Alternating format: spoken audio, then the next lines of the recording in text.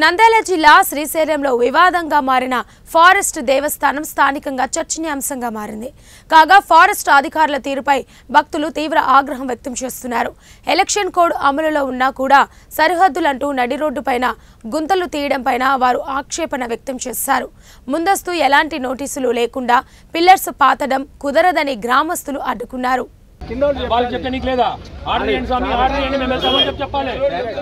Direct గా EO decision తీసుకోడు. కింద మామూలుగా అడుగుతాడు ఏంటయ్యా ఇది పరిస్థితి డిస్కస్ అని చెప్పేసి రాస్తాడు, అన్ని చేస్తాడు.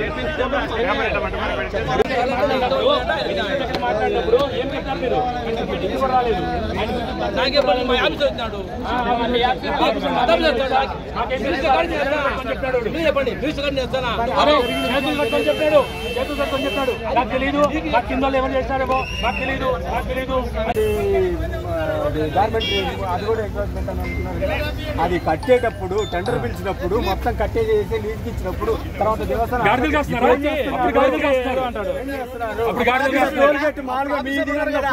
మామూలుగా మీరు ఏం చేస్తున్నారు?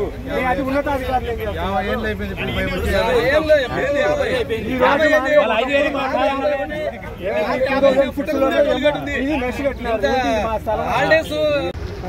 ఇది సర్వే చేసాం సార్, జాయింట్ సర్వే మ్యాప్ దాన్ని స్టేజ్లో కూర్చొని